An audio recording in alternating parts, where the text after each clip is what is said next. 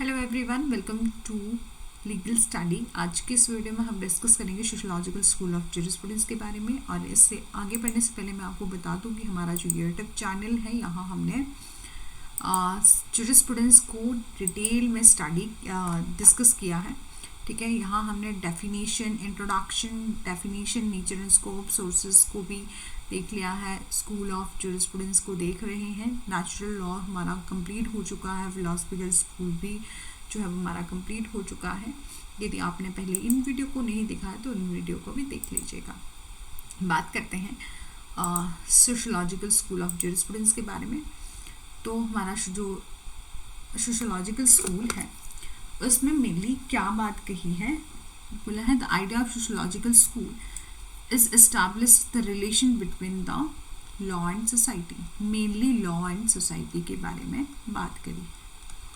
ठीक है, mainly relation between the law and society. और this school laid more emphasis on the legal perspective of every problem and every change that take place in society।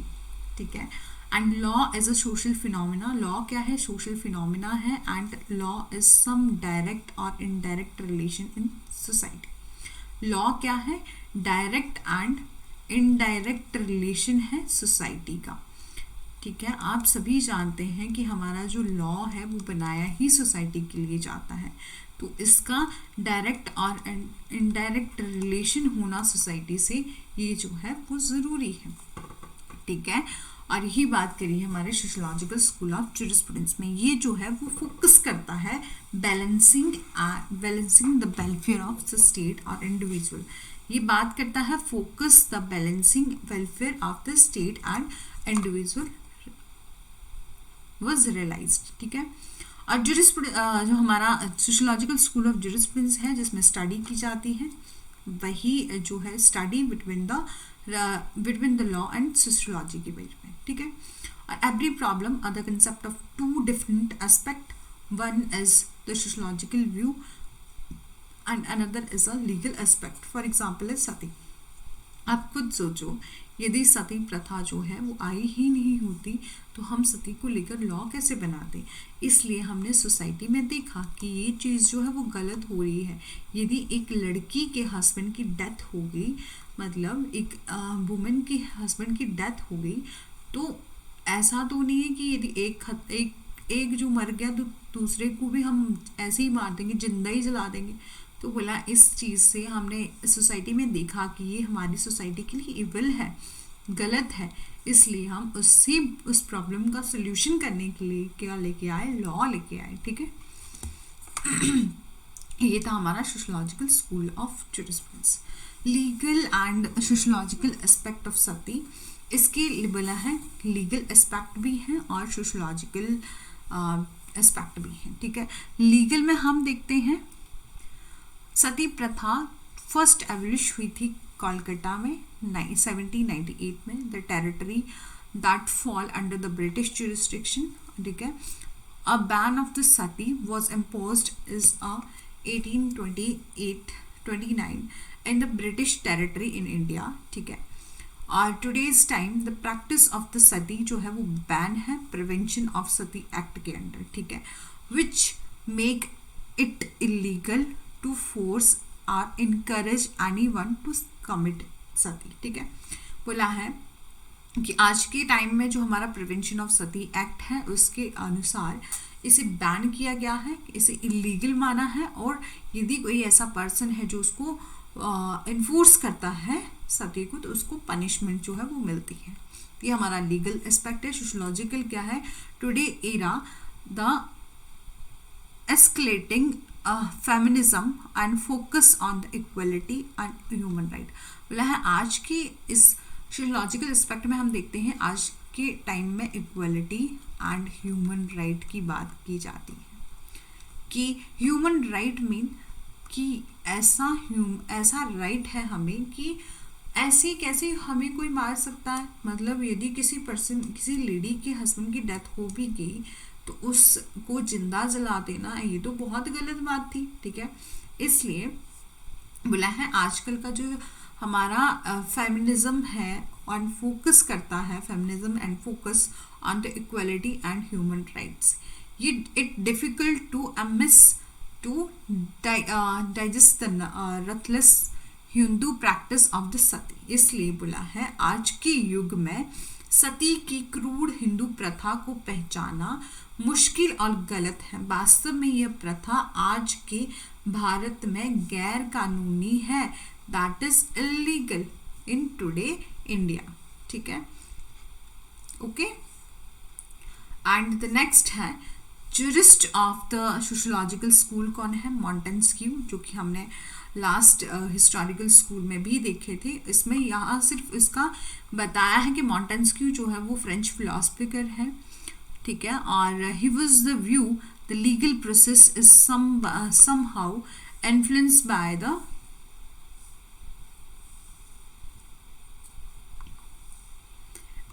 by the social condition of the society.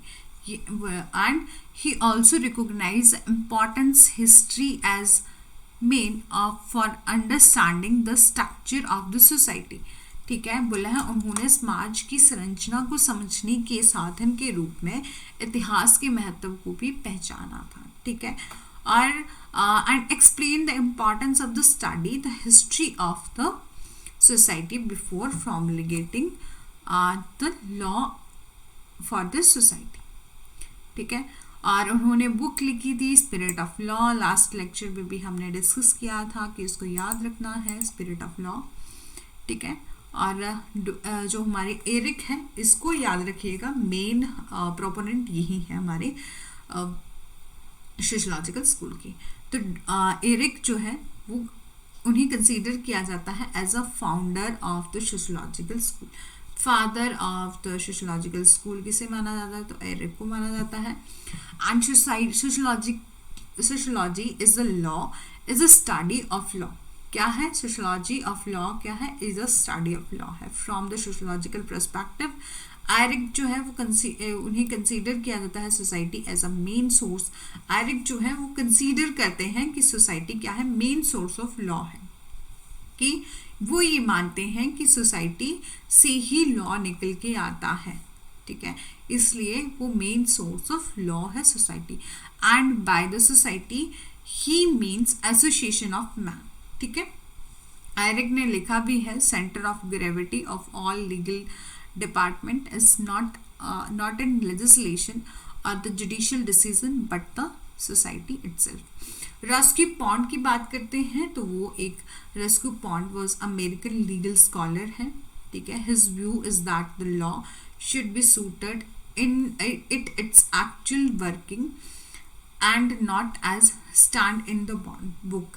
ठीक है, theory of social engineering की बात करी है. सबसे ज़्यादा important यही है कि रस्क्यू पॉन्ड ने क्या दिया है. तो थ्योरी ऑफ सोशल इंजीनियरिंग दी है. उन्होंने बोला है रेस्क्यू पॉन्ड ने थ्योरी ऑफ सोशल इंजीनियरिंग की है. उन्होंने कंपेयर किया है लॉयर को और इंजीनियर को. वो ऐसा मानते हैं कि जो लॉयर्स होते इंजीनियर होते हैं वो यूज़ करते हैं देयर इंजीनियरिंग स्किल. किस लिए? कुछ मैन्युफैक्चर करने के लिए और न्यू प्रोडक्ट को बनाने के लिए. सिमिलरली जो social engineering engineers are required to build up the structure of the society. और जो सोशल इंजीनियर होते हैं वो बिल्डअप करते हैं सोसाइटी को and which provide the maximum happiness and maximum friction. ठीक है, maximum happiness and maximum friction की बात करी है तो वो रस्क्यू पॉन्ड ने करी. ठीक है, याद रखिएगा. यदि आप हिंदी में भी पढ़ना चाहते हैं तो वीडियो को पॉज करके यहाँ से पढ़ सकते हैं. अकॉर्डिंग टू पॉन्ड बोला है, पॉन्ड के अनुसार लॉ क्या है? Law as a social engineering and which mean a balance between the competing interest society. इसका मतलब है कि बैलेंस मेंटेन करना है और इंटरेस्ट ऑन द सोसाइटी के बीच में. In which apply science is use for resolving individual and the social problem. Social engineering क्या है? Balance the conflicting interest and of the individual and the state with the help of the law. Law is the body of knowledge. सबसे पहले बोला है law क्या है? Body of knowledge है. ठीक है, and with help of law, और हम लॉ की हेल्प से क्या कर सकते हैं, large point of social engineering is carrying on, ठीक है। Law is use to solve the conflict, interest and problem in a society. Law को हम यूज कर सकते हैं किस लिए, कन्फ्लिक्टिंग हो जाए, यदि इंटरेस्ट एंड प्रॉब्लम हो जाए कोई सोसाइटी में, उसको सॉल्व करने के लिए। रस्को पॉइंट यही कहते हैं। तो डुइट का क्या मानना है, डुइट को हमने नहीं पढ़ा है, हाँ एरिक को पढ़ा, ठीक है, एरिक को।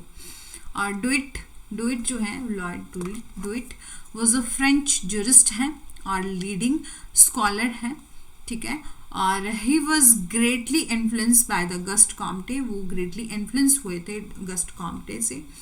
And he give the theory of social solidarity, तो सोशल सॉलिडेरिटी की थ्योरी किसने दी है, तो डुइट ने दी है, याद रखिएगा, यही बहुत ज़्यादा इम्पॉर्टेंट है।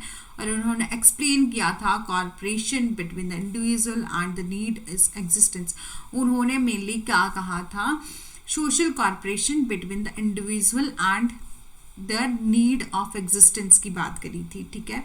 सोशल सॉलिडेरिटी कंसेप्ट किसने दिया था, डुइट ने दिया था, याद रखिएगा। और साथ ही साथ बोला है corporation between the individual and their need of existence, ठीक है, इसको याद रखिएगा। Social solidarity is a feeling of oneness, मतलब एकता की फीलिंग है सोशल सॉलिडेरिटी, ठीक है। यदि आप हिंदी में पढ़ना चाहते हैं तो वीडियो पॉज करके हिंदी में भी पढ़ सकते हैं। The term of social solidarity जो है वो रिप्रेजेंट द स्ट्रेंथ, बोले स्ट्रेंथ को बताती है सोशल सॉलिडेरिटी की टर्म, ठीक है। और cohesive the collective consciousness and viability of the society, ठीक है। डुइट क्या है, सोशल सॉलिडेरिटी एक्सप्लेन करते हैं interdependent of the man to his fellow man, ठीक है। एकता की बात कही है, ठीक है, याद रखिएगा। अगस्ट कॉम्टे जो है उन्होंने साइंटिफिक पॉजिटिविज्म की बात करी है। अगस्ट कॉम्टे एक ऐसे पर्सन थे जिन्होंने फर्स्ट टाइम टर्म यूज की थी sociology, and by the same jurist he is considered to be the founder of the science on sociology, ठीक है। हिज मेथड में also called as a scientific positivism, ठीक है। और साथ ही साथ साइंस इज लाइक ऑर्गेनिज्म, उन्होंने कहा था कि साइंस क्या है, ऑर्गेनिज्म की तरह है, and can progress when it is guided by the scientific principle, ठीक है। These principles should be क्या है, formulated by the observation and experience of fact, excluding all metaphysics and like consideration, ठीक है। उन्होंने कहा था समाज एक जीव की तरह है, यह तब प्रगति कर सकता है जब वैज्ञानिक सिद्धांतों द्वारा निर्देशित हो। इन सिद्धांतों को सभी आध्यात्मिक और अन्य समान विचारों को छोड़कर तथ्यों के अवलोकन और अनुभवों द्वारा तैयार किया जाना चाहिए, ठीक है। रियलिस्ट स्कूल ऑफ ज्यूरिस्प्रूडेंस क्या है, इसको हम नेक्स्ट वीडियो में डिस्कस करेंगे। अभी हमारा सोशियोलॉजिकल स्कूल ऑफ ज्यूरिस्प्रूडेंस जो है कंप्लीट हो चुका है। जाते जाते दोबारा से फिर से बोलना चाहूँगी कि हमारा जो ये चैनल है लॉ लर्निंग स्कूल, यहाँ हमने सब्जेक्ट ज्यूरिस्प्रूडेंस को स्टार्ट किया है। यहाँ हमने introduction, definition, sources, custom as a source of और लेजिस्लेशन, प्रेसिडेंट को भी सब कुछ डिस्कस कर लिया है। स्कूल स्टार्ट करे हैं, नेचुरल लॉ स्कूल डिस्कस कर लिया है, फिलोसफिकल को भी डिस्कस कर लिया है। तो हमारे इन वीडियो को भी देख लीजिएगा, लाइक करिएगा, शेयर करिएगा, सब्सक्राइब करिएगा और बेल आइकन को प्रेस करिएगा।